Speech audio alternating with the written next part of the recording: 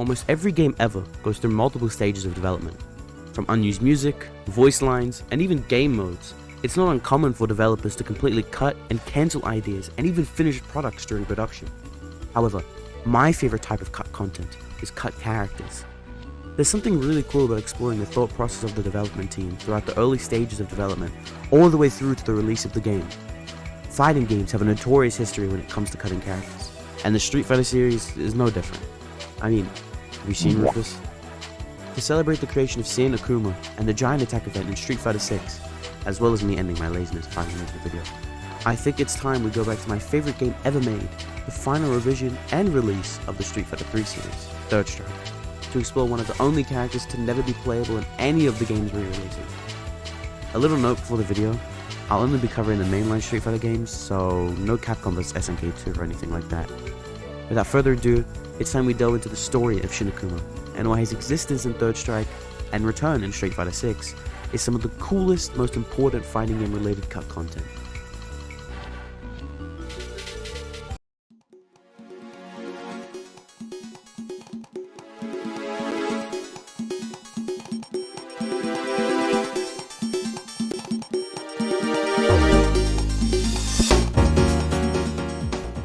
Shin Akuma's first appearance is a bit of a weird one, with the PlayStation and Sega Saturn versions of Street Fighter Alpha 2 releasing during August and September of 1996 respectively.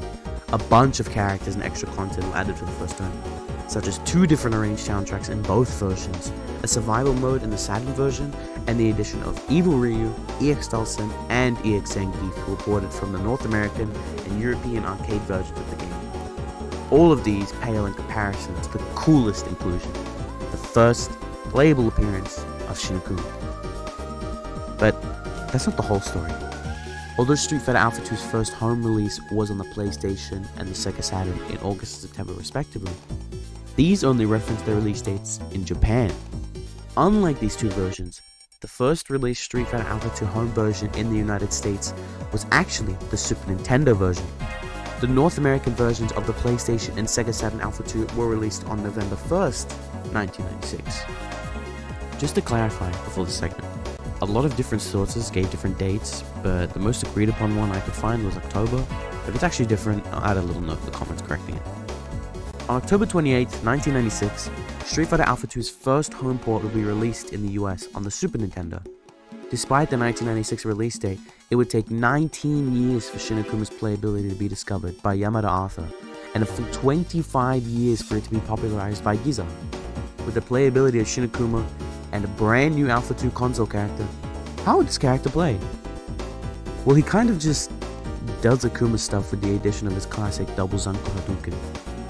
He appears in the Street Fighter Alpha 3 console releases with his own recolored stage, but he generally plays the same as the previous iterations in the same series of games, a common theme with the character. However, there was actually a version of Shin Akuma before Alpha 2, predating Alpha 3. Released a year after Alpha 2 and a year before Alpha 3, Street Fighter 3 Second Impact, the penultimate release in the Street Fighter 3 series, was released in Japanese arcades, with arguably the most complete version of Shin Akuma prior to Street Fighter 6's Sin Akuma. In Second Impact, Shin Akuma is a secret final boss that primarily appears if the player manages to beat the arcade mode and its final boss, Gil, get 3 perfects, and not lose a single round until the last match of the arcade mode. If done correctly, Shin Akuma will perform a Raging Demon on the final boss, and the fight with him begins. Sadly, this would be the only real time Shin Akuma would show up in the Street Fighter 3 series, excluding any re-releases, in which he's playable in 1. Street Fighter 3 Double Impact for the Dreamcast, which released 7 months after the final Street Fighter 3 release. Thankfully, he's a fun, way more oppressive and broken version of an already super strong character, so they did a good job making him playable in this re-release. After Second Impact and Alpha 3, the biggest, boldest, and best Street Fighter 3 game was to be released 2 years later. It revamped characters, stages, music, gameplay, and went through a long and arduous development process that was double the production and location test time of its predecessors. So, what did this game, one of the most iconic and well-received fighting games ever created, do about one of the coolest and most iconic bosses in fighting? Well, nothing. He was cuffing the game. The reason? I don't know. I've scoured interviews, documents, videos, even my own memory after playing this game for 10 years offline and online. I cannot for the life of me figure out why they did this. The secret boss on Third Strike is Q, so maybe that conflicted with their plans to include Shin Akuma? I don't know. The only problem with this is that, well, he exists. A lot of people don't know, but in the game's files there exists a rough version of Shin Akuma that is playable, although he's just an altered version of Second Impact Shin Akuma that was made to somewhat work in the Third Strike engine. So, I've been talking on and on for a bit now, but now comes the time. What makes Third Strike Shin Akuma so interesting? That's where we get into.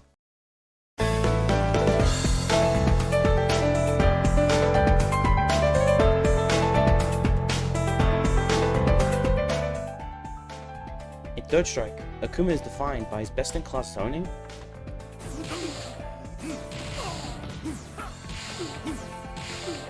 great pressure,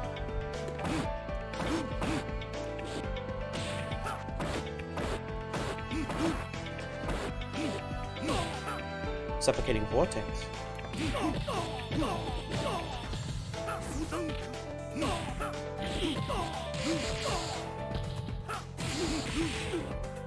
and solid neutral.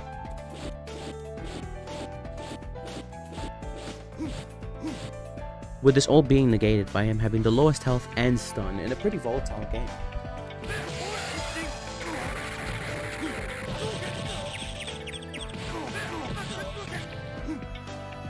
This requires the Akuma player to be at the top of their game all of the time, as one mistake can lead to 2-touch stun situations or even touch of stuns if you're playing certain characters like Makoto.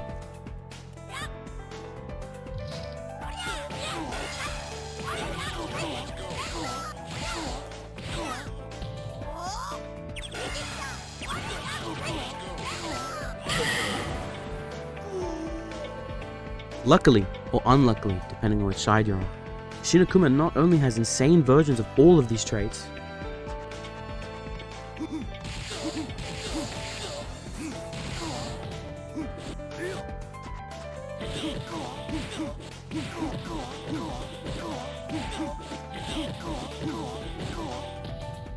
but he has more health. Here's regular Akuma. Here's Shin Akuma.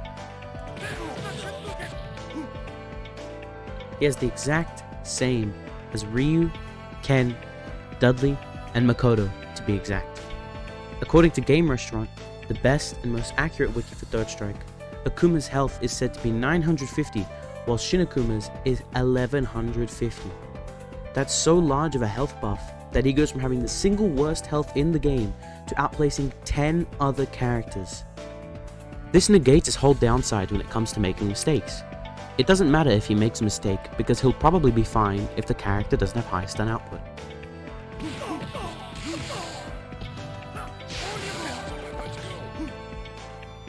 Thankfully, he has 54 points of stun, the same as regular Akuma, so regular touch of stun combos still work on him consistently.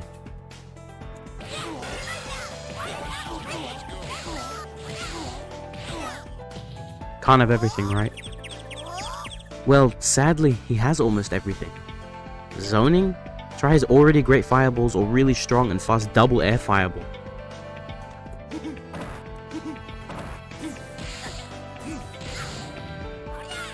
Want pressure? While he sadly doesn't have Demon Flip, as that didn't exist in Second Impact, he has an overhead, disjointed, insanely quick dive kick that is almost always plus on block and can almost always convert into a full combo.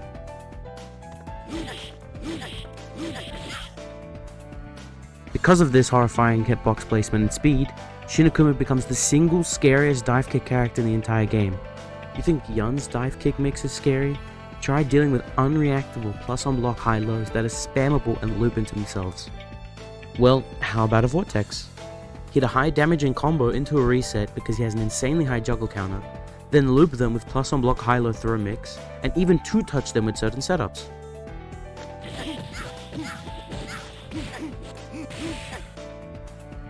God forbid you have a guest parry versus this character.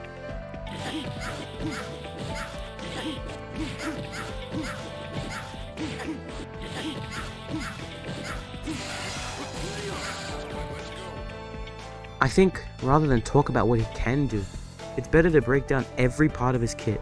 what he excels at, and the very, very few things he lacks. He hosts a set of really good normals. Although he shares the same animations as Akuma,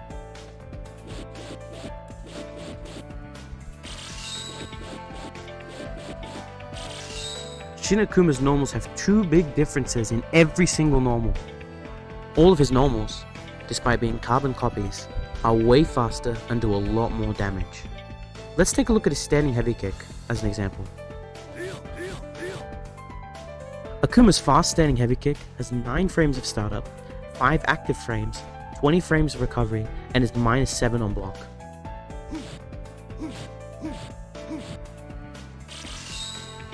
Shin Akuma's heavy kick, an identical move visually, has 6 frames of startup, 3 active frames, 14 frames of recovery, and is only 0 on block.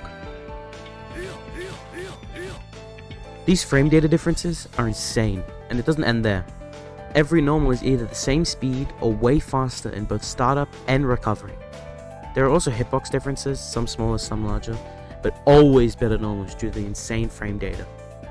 One little note about his crouching medium kick and crouching heavy kick I noticed that is really cool is that Shin Akuma's, despite being fast, has him move directly down before kicking, while Akuma's has him move forward slightly while kicking, giving those moves a noticeable difference in range, although the difference isn't really that important and can't make up for the insane frame data improvement.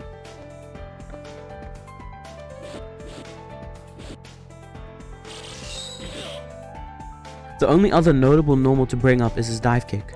Akuma's dive kick has 8 frames of startup, 10 active frames, 12 recovery frames, and is basically always plus on block.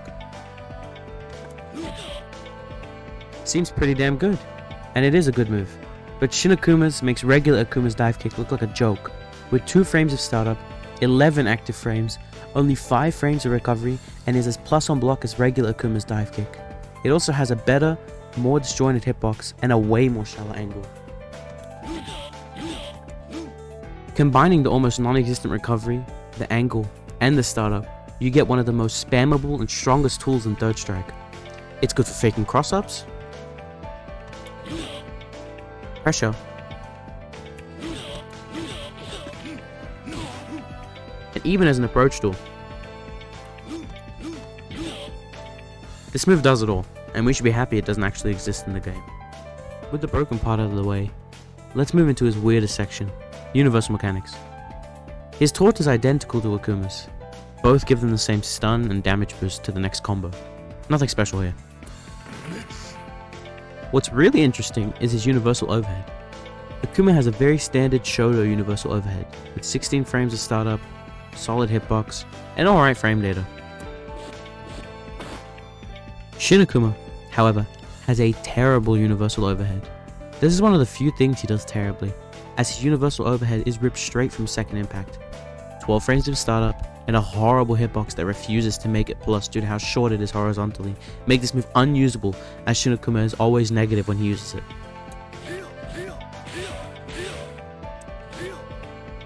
It really sucks. Thankfully, he makes up for this by stealing second impact throws. You may be wondering, how did they port over proximity throws into a game with button throws? Well, they didn't. His throw is the fastest in the cast at 1 frame, and he has next to no whiff animation without the Kara throw or throw range being removed or reduced.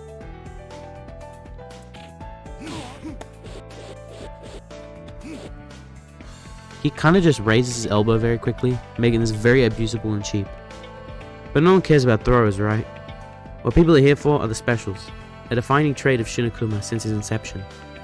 All of the staples are here, with their own broken twists. His first special is his Fireball, the Go Hadouken. His Fireball is pretty much identical to his regular counterpart, albeit with slightly better advantage on block, but the difference is nothing to note about in all honesty. Shakunetsu is also identical, also not notable. The first big difference is his Tatsumaki special. Light Tatsu is still very unsafe, but it goes from 11 frames of startup to 2 frames of startup, which is absolutely nuts. In fact, all of his Tatsus have 2 frames of startup.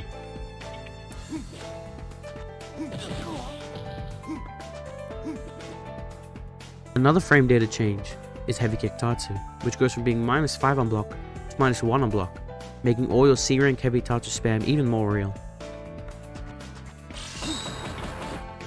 On top of this, Shinakuma's Tatsus are extremely easy to juggle into and out of, to the point where he can actually combo light Tatsu into medium Tatsu into heavy Tatsu, which is hilariously stupid.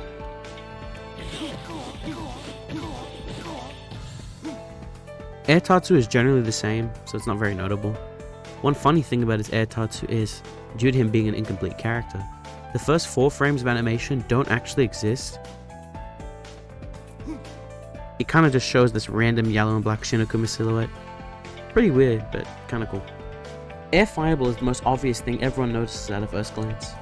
The most obvious change is that he shoots 2 fireballs, allowing him to approach way easier and zone even harder. And while the frame data on block doesn't change much, the startup changes from 11 frames to 2 frames. Man, they really love making his options have only 2 frames of startup. What are they going to do next? Make his DP hit on frame 1?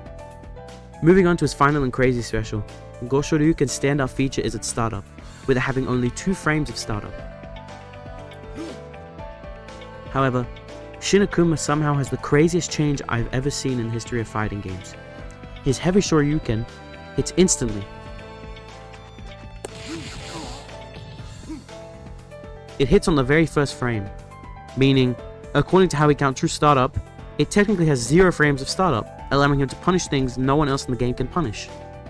Dudley's forward medium punch is -1 in this example, yet he can't block Shinakuma's heavy Shoryuken no matter how hard he tries. Absolutely crazy. So, his specials are really strong and have numerous uses, but what about his supers? Well, while one of his supers is really strong, his other 2 supers are not only worse, but don't even function correctly. Super R1 is a typical Akuma Fireball super, a fast, versatile combo tool that can be used for adding on to his damage or confirming into damage with one of his many good hit confirmable buttons.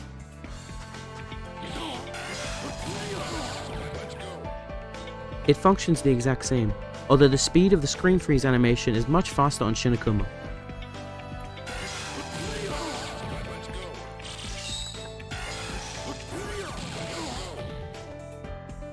This super really shines when coupled with Shinakuma's other differences, rather than the super itself. Because he has way more juggle opportunities than Akuma, he can do side switch stuff like this,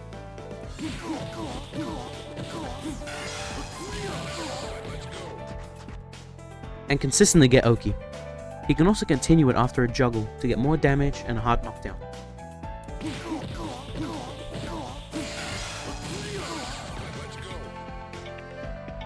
Sadly, this is the only good super he has. His Super R2 is the same as Akuma's in terms of function, but it has 2 fatal flaws. The first issue is that it just, refuses to juggle properly, likely due to Shinakuma's juggles putting his opponents higher and this super being bad in juggles.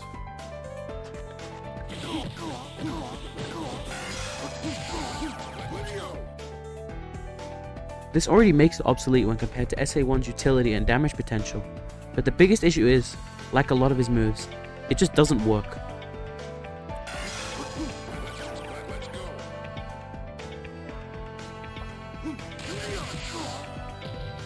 On whiff, the first bar comes out, and then he just freezes in place for around 4 to 5 seconds. During this time, he becomes completely inactionable, and neither of the players can do anything because he has absolutely no hurt box during this time.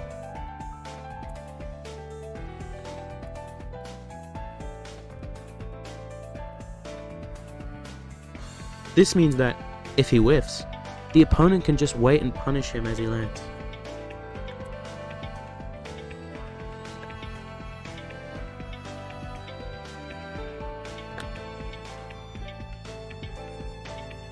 It also, for some reason, makes him stay extremely low to the ground if he whiffs the first part of the super, reducing his frame advantage to -8 on block.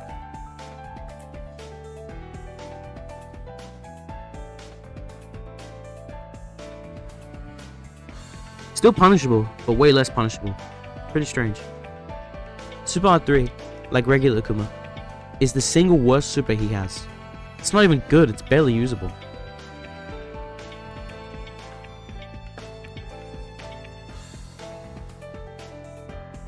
Not only does it share the same juggle property issue as SA2, it's even worse because if he doesn't connect with the first hit of the super, he won't actually leave the ground and just spin in place, making the super basically obsolete in all of his optimal combos.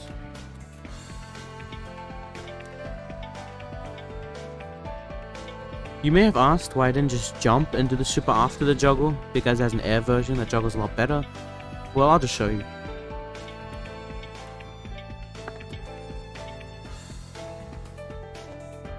There is absolutely nothing he can do here. The worst part about it is the fact that, unlike the SA2 freeze, where his hurt box completely disappears, his hurt box is completely intact.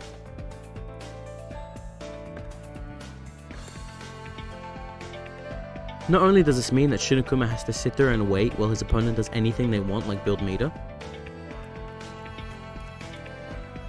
but he also gets hit with an entire combo by characters with moves that put the opponent into juggle state, like Akuma's Air Tatsu or Makoto Tsurugi. His Raging Demon is insane. It's identical to Akuma in almost every way, but it does an absolute shitload of damage, especially when comboed from standing heavy kick.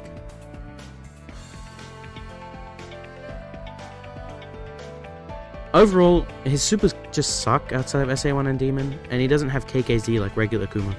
It's a real shame. With every incomplete character comes glitches. Sadly, other than the previously mentioned glitches and incomplete assets, I've only been able to find one glitch that, oddly enough, is with my own character. If Makoto does Hokurakusa, a command grab that deals a tiny bit of damage before allowing her opponent to be comboed, against Shin Akuma, it doesn't work.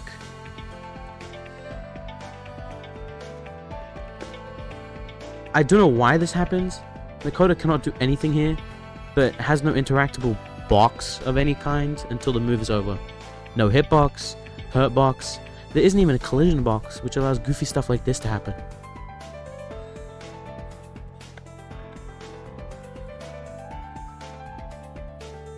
This character is really cool, despite all the things he's lacking, and I'm really happy we're able to at least play him with modern day emulation.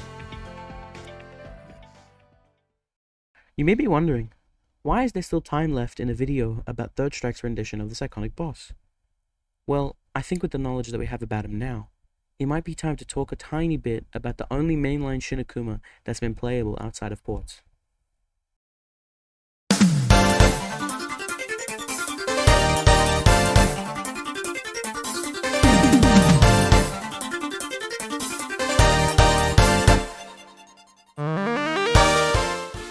On the 22nd of May, Street Fighter VI released the patch 2024-05, marking the beginning of Season 2 and the release of Akuma. In addition to this, the Street Fighter VI developers hosted their biggest Battle Hub event yet, titled Giant Attack. This consists of a lot of specific Battle Pass rewards, including Shin Akuma's own color scheme and other custom event-related things.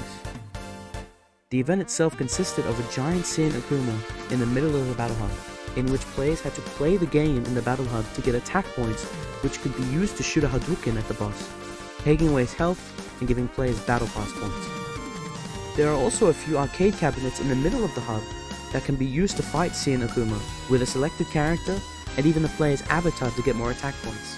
Overall, the event, as well as the patch, was received very well by most players, including myself. I even unlocked all the awards within the first day of playing because I was really addicted. However, there existed a secret that would be found relatively quickly. Shin Akuma was actually playable. Well, kind of. While the character himself isn't accessible, you can still play as him, and even use him in a real match. When playing as Akuma, start a back taunt. Then, during the back taunt, hold down and press taunt repeatedly.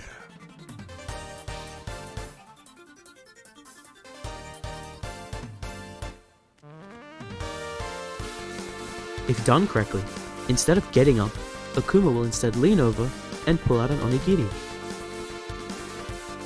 Once he finishes eating it, a purple aura emanates out of his body and his eyes flash red. Now, Akuma has all of Shin Akuma's moves, marking this as the first non-port where you can officially play as Shin Akuma. Though he gets 3 new tools to experiment with, he doesn't get the damage bonus Shin Akuma possesses, and that kind of makes one of his tools a bit obsolete, albeit cool. The first and best new tool is his classic double air fire. Done by doing quarter circle back and 2 punches in the air, Akuma can use this as an approach and combo tool.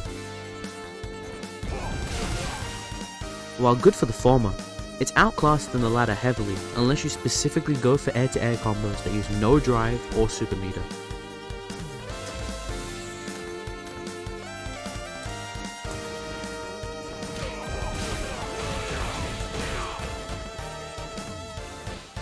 It's just a better version of his regular air fireball.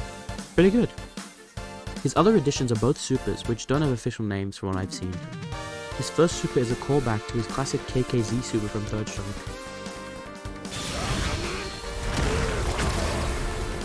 Done by inputting down down on all 3 punches, this super costs 2 bars, starts in 8 frames, and does exactly 3000 damage. This super, visually, looks great, and does a solid job emphasizing the raw power Shin Akuma has. The problem with it is that it's outclassed entirely by both his regular 2-bar super, Empyrean's End, and his other new addition, which I'll get into soon. It has 200 more damage than Empyrean's End, but it does less overall damage and has less utility because Akuma gets an insane amount of both after his regular 2-bar super.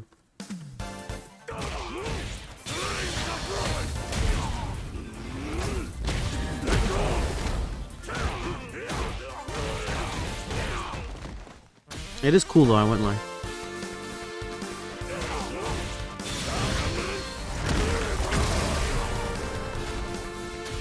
The final addition Akuma gets is another 2-bar super, which is based on his iconic Misogi super. Done by inputting quarter circle back twice and kick, this super starts up in 5 frames and does 2900 damage.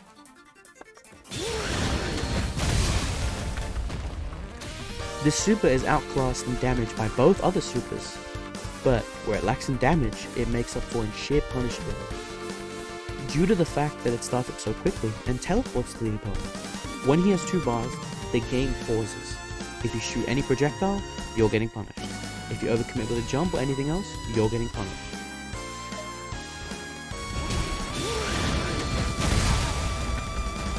This happened to anywhere on the screen, so it makes this super the best fireball punish in the game as there's no risk to it. You can react long after the fireball comes out and punish with the super. Very fitting for a boss character to have something like this. A little note about the super, the startup only counts after the teleport.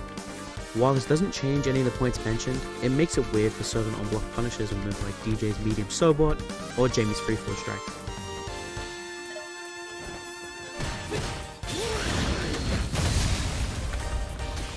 Sadly, this is where the additions end. Despite having these new tools, he's still the same Akuma, and he has the same game plan. Just with scarier options when he has 2 bars, and a better approach with his double air fireball. Not as unique as Third Strike's cut Shin Akuma, but still really cool, and an amazing secret addition to the game.